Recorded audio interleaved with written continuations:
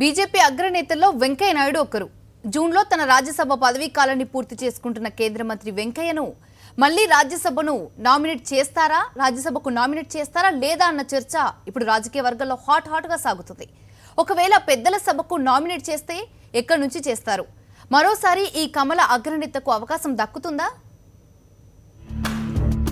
వచ్చే నెలలో రాజ్యసభ పదవీకాలం పూర్తి చేసుకుంటున్న కేంద్ర మంత్రి వెంకయ్య నాయుడుకు ఈసారి ఎక్కడి నుంచి అవకాశం దక్కుతుందన్నది బీజేపీ వర్గాల్లో $1 మిలియన్ ప్రశ్నగా మారింది. ఇప్పటికే 3 దఫాలుగా రాజ్యసభకు ఎంపికైన వెంకయ్య నాయుడుకు ఈసారి మరో దఫా అవకాశం కల్పిస్తారా?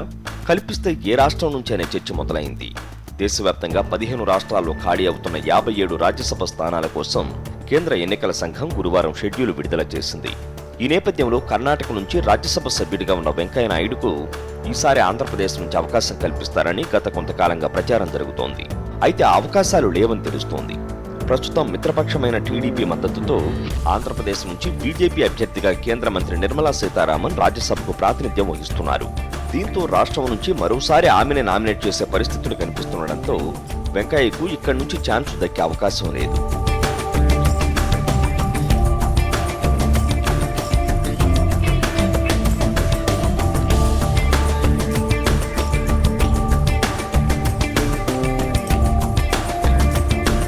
కర్ణాటక నుంచి ప్రాతినిధ్యం వహిస్తున్న వెంకయ్య నాయుడుతో పాటు అయ్యనూరు మంజునాథ్ పదవీకాలం కూడా ముగుస్తోంది. శాసనసభలో బీజేపీ బలాన్ని బట్టి చూస్తే అక్కడ ఒక్క రాజ్యసభ సీటు మాత్రమే దక్కుతుంది. 2018లో ఎన్నికలకు సన్నద్ధమవుతున్న తరుణంలో కర్ణాటక నుంచి ఈసారి రాజ్యసభకు స్థానికుడిని ఎంపిక చేయాలని ఆ రాష్ట్రానికి చెందిన పలువురు నేతలు పట్టుపడుతున్నారు.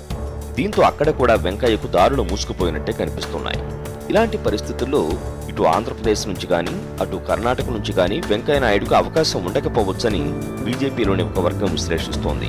ప్రత్యేక పరిస్థితుల్లో మినహా పార్టీ తరపున 3 సార్లకు మించి రాజ్యసభకు ఎంపిక చేయరాదన్నది పార్టీ నాయకత్వం నిర్ణయం. అయితే ప్రస్తుత పరిస్థితుల్లో ప్రధాని మోడీతో ఉన్న సంబంధాల కారణంగా వెంకయ్య నాయుడుకు 4వ సారి అవకాశం ఇప్పటికే ఖాయమైందని ఆ పార్టీ వర్గాలు చెబుతున్నాయి.